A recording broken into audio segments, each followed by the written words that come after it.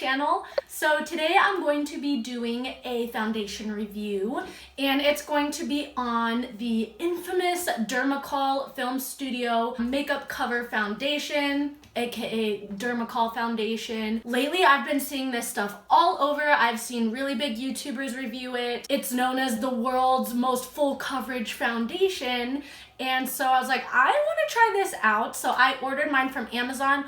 I believe I got mine for around 14 bucks. It does come in a box like this, but I believe you can find it from anywhere from like 11 to 15 bucks, something like that. So it is pretty affordable. You do get, it says on here 30 grams, which in the directions, the box, and the tube, there's all kinds of different languages and stuff. So I'll go ahead and convert that into ounces. I'll put up right here what that is in ounces, but I don't know, it looks like a pretty good amount for that price. The claims say that it is waterproof, SPF 30, hypoallergenic, preservative-free, and for all skin types. It also says that it is matte. Now this stuff traditionally, every video, this stuff traditionally was used for costume makeup in Hollywood. That's what it's known for. It does contain 50% pigments, which is what makes it so full coverage. I am going to be checking in with you throughout the day to kind of see how it wears as well. So yeah, if you're interested to know what my opinions are on the Dermacol Foundation, then sit back and just keep watching.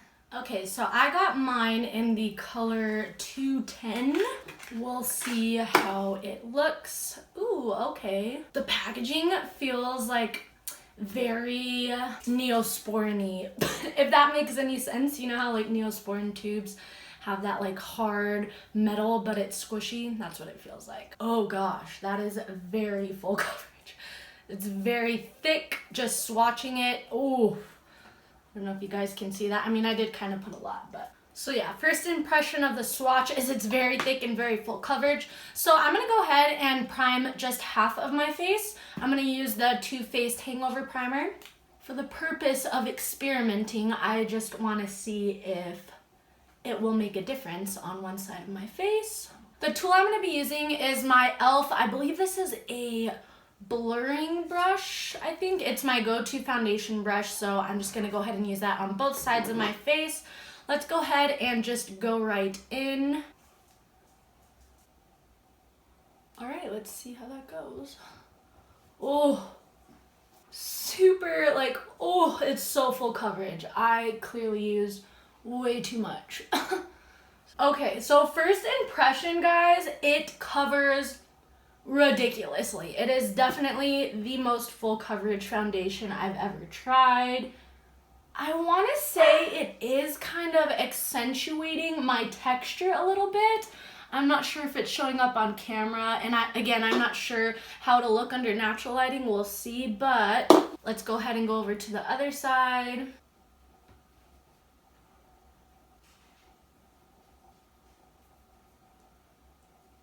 Alrighty guys, so this is what the prime side looks like. I did put a little bit less than I did on this side, because this side, you can kind of see it does look a little more cakier than the primed side, but I think that's because I put too much on this side.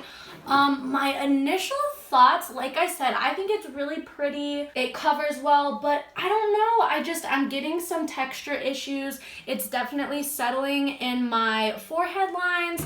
Let's go ahead and take a beauty blender and kind of see if pressing that in will help with that. Oh, by the way, guys, so I know this is crazy and weird, and I know you're not supposed to use it this way, but I don't like wetting my beauty blenders for some reason. I find they work better dry.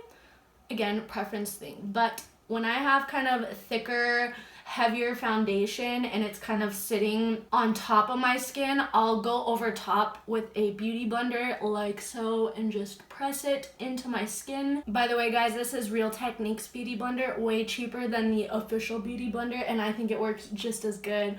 I know Morphe has a decent beauty blender as well, so you don't have to buy the expensive one.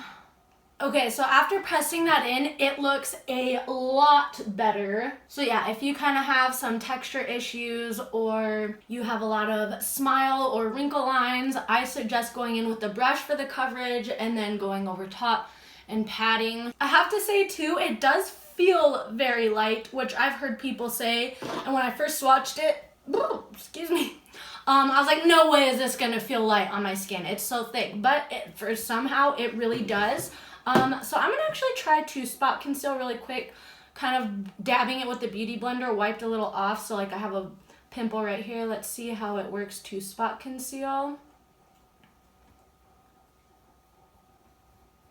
I generally do this anyways. I'll go in with my finger. I'll first usually apply my foundation and then I go in with my finger to spot conceal, and really that's the only area I feel like I need to. Like, I was good with just the brush, which never happens. So definitely agree with the claim. It is definitely full coverage. So I'm gonna go ahead and do the rest of the makeup and we will come back and I'll show you what it looks like in natural lighting and talk about it then. Okay guys, so I'm finished with my makeup. I did go way au natural today. I don't know, I just wasn't feeling like getting glammed up today. So I have to say, the one thing I love about this foundation is the finish. It's gorgeous. It claims that it's a matte finish, which I agree, it is matte, but it's not so matte to where it makes you look really old, if that makes sense. I actually, even though I have oily skin, I'm not really a fan of super matte foundations just because it brings out my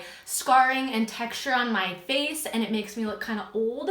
So I like to go more towards a dewy foundation, and I think if you're like me, you have a lot of texture, you have a lot of scarring, you will really like the finish of this. It's matte, but it's not, like I said, you still get a little bit of glow through. I did go ahead and set it with my go-to Dermablend setting powder just because it was a little tacky. So yeah, I did set it, but yeah, overall, I think this is a really pretty foundation so far. It did oxidize a little bit, so now the shade is almost pretty matched up for me. Like I said though, it still does have, the 210 does have a little pinkier undertone, which for me, I'm actually kind of more of a yellow undertone, surprisingly, for being so fair, but it's not like, oh my gosh, I can't wear this. Like, it doesn't look bad at all. Let's go ahead and get in the natural light and I'll get into a little constructive criticism about it.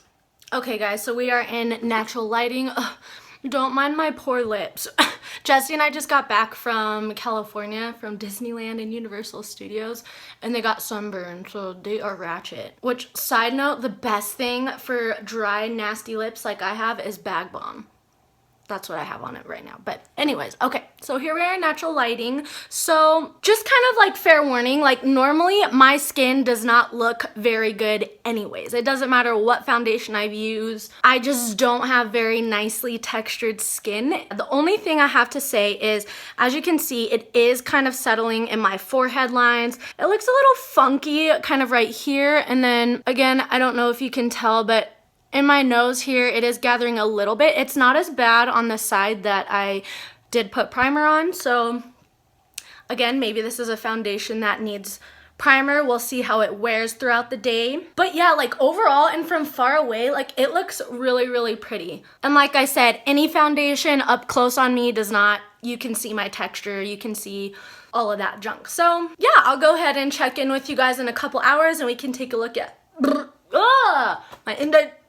my indigestion. So yeah, we'll take a look and see how it wears.